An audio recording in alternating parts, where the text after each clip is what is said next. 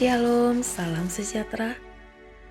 Bersukacitalah di dalam Tuhan dan dimenangkan sembuh dari COVID-19.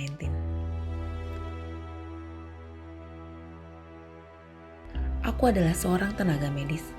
Pada tanggal 27 Juli 2020, aku dirawat dengan keluhan demam, batuk berat, kehilangan indera pengecap.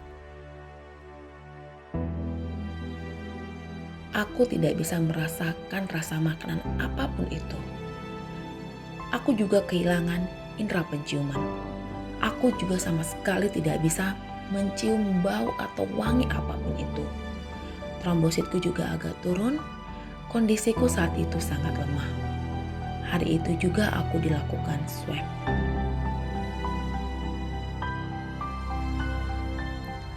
Pada tanggal 30 Juli 2020. Hasil swabku keluar dan aku dinyatakan positif COVID-19 atau corona. Aku menangis dan teriak. Aku takut. Di situ begitu banyak rasa khawatirku, rasa sedihku bercampur menjadi satu. Aku membayangkan rekan-rekanku yang telah gugur pada masa pandemik. Di situ aku menangis terus. Dan seorang perawat menenangkanku, mengatakan, "Ocha, kamu pasti bisa." Saat itu juga aku menghubungi keluarga terdekat. Dengan hal yang sama, aku juga hanya bisa menangis dan mengatakan aku takut. Kurang lebih 1 jam kemudian, aku harus dipindahkan ke ruangan intermediate care, semi ICU. Membayangkan ruangan itu juga aku sangat takut. Pada saat aku dipindahkan, aku duduk di kursi roda dan aku hanya bisa menunduk dan menangis melewati lorong rumah sakit. Saat itu juga perawat menenangkanku mengatakan, "Ocha, kamu pasti bisa. Kamu pasti bisa." Pada saat memasuki ruangan itu, aku melihat begitu banyak pasien yang sangat diperhatikan. Sesuai dengan standar ruangan itu, aku juga dipasang alat monitor untuk memantau tanda-tanda vitalku. Aku semakin takut karena sedikit pun aku tidak pernah membayangkan aku ada di situasi saat itu. Saat itu aku masih tetap menangis ketika relasi-relasi teman kerjaku menghubungiku dan yang lain, aku tetap menangis. Selanjutnya, pada jam 7 malam kurang lebih, setelah aku makan malam, aku tertidur. Saat itu aku merasakan ada yang menarik rambutku. Aku berpikiran mungkin aku mimpi, ternyata bukan. Semakin kencang tarikan rambut itu dan aku membuka mataku. Dan ada suara yang kencang dalam hatiku mengatakan, "Mengapa engkau tidak mengingat aku? Mengapa engkau tidak memanggil aku?" Aku menangis. Aku tahu itu adalah suara Tuhan. Dan aku mengatakan, "Tuhan, ampuni aku. Ampuni aku Tuhan yang tidak mengingatkan. Aku tidak melihat betapa besarnya Engkau di hadapanku. Dari aku dinyatakan positif COVID-19. Satu kali pun aku tidak memanggil namamu." Di situ aku menangis, "Tuhan, ampuni aku Tuhan. Ampuni aku Tuhan. Aku siap Tuhan menghadapi sakit ini. Tapi ampuni aku Tuhan." Saat itu juga aku merasa ada ketenangan. 1 jam 2 jam kemudian aku mendapat kabar aku boleh pindah ke ruang isolasi. Dan di situ aku merasakan itu juga mujizat. Ketika aku dipindahkan ke isolasi, aku tidak serapuh yang awalnya.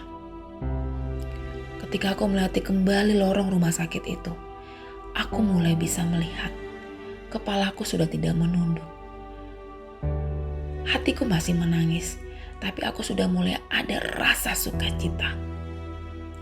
Ketika aku masuk ke ruang isolasi, di situ perjuanganku dimulai lagi, di mana hanya ada aku di ruangan itu. Walaupun ada perawat, tapi itu tidak selalu dalam ruanganku dan mereka sangat diminimalkan masuk ke ruanganku. Di situ aku kembali berdoa, Tuhan, saat ini hanya ada aku dan Engkau. Segalanya aku serahkan kepada Engkau Tuhan. Aku tahu Tuhan, aku sadar Tuhan, aku terlalu sibuk Tuhan. Aku melayani setiap hari tapi aku tidak mengutamakan Engkau Tuhan. Tuhan, temani aku melewati sakit ini Tuhan. Aku berserah kepada Engkau Tuhan. Aku tahu Tuhan, ini cara-Mu untuk aku datang kepada Engkau. Keesokan harinya, aku berkomitmen dengan rutinitasku. Aku bangun, aku berdoa, aku bersih-bersih, aku membaca renungan. Setelah itu aku mandi, aku sarapan, minum obat, dan aku kembali mengulas apa firman Tuhan yang telah aku baca. Dan aku mencoba untuk melatih, membagikan firman itu lewat video yang memang belum aku share ke banyak orang. Tuhan Yesus baik. Aku dikirim orang-orang yang sangat menyayangiku, keluargaku yang selalu mensupport aku, dan dokter yang sangat luar biasa yang tiap harinya selalu mendukung aku, selalu memberikan aku semangat dengan penuh kasih. Aku juga memiliki sahabat-sahabat yang terdekat, sahabat-sahabat yang tulus menemaniku lewat doa mereka. Dan aku memiliki rekan-rekan kerja yang baik, relasi-relasiku yang semua yang butuh waktu mungkin untuk selalu mengingatkanku. Tapi aku sangat bersyukur Tuhan kirim mereka kepadaku. Pada hari itu juga Tuhan berbisik kepadaku, bukalah Filipi 4 ayat 13. Di situ dinyatakan firman-Nya, segala perkara dapat kutanggung di dalam Dia yang memberikan kekuatan kepadaku.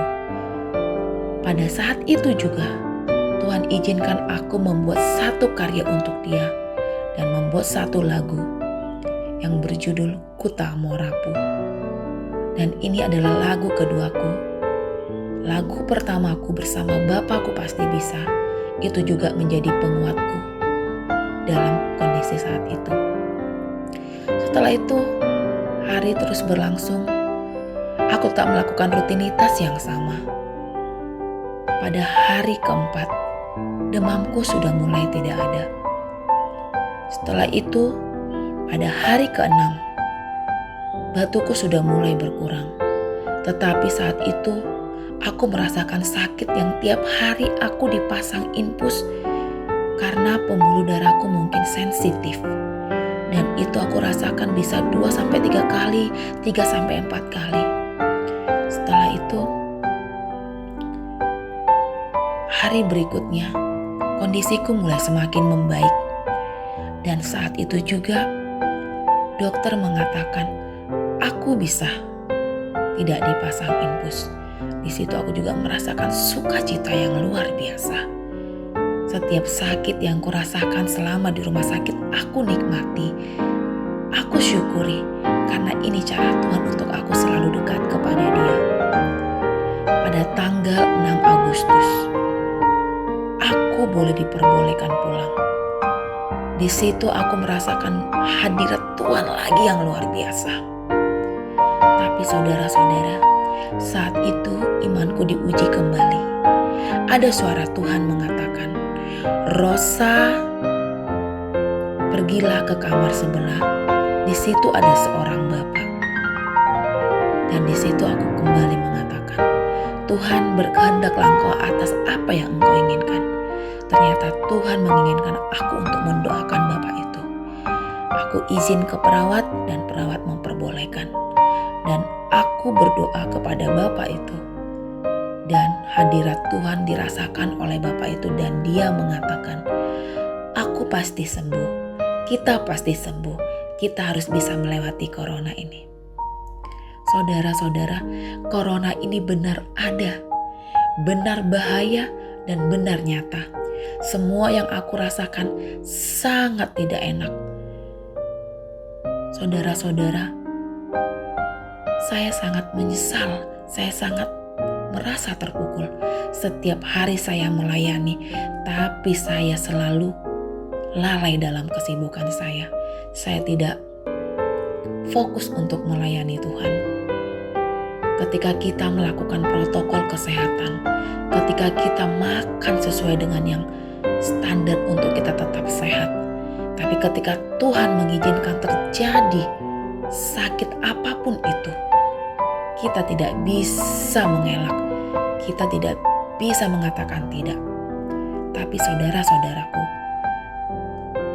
dengan kondisi new normal ini, tetap kita lakukan protokol kesehatan, bentengi diri kita, bentengin keluarga kita. Karena ini benar-benar ada. Dan Tuhan Yesus itu selalu baik dalam kondisi apapun. Apapun saudara, profesi kita, baik itu dokter, perawat, pengacara, polisi, apapun profesi kita, jangan jadikan profesi kita itu menghambat untuk memuliakan nama Tuhan, tetapi jadikanlah profesi kita untuk mengutamakan Tuhan.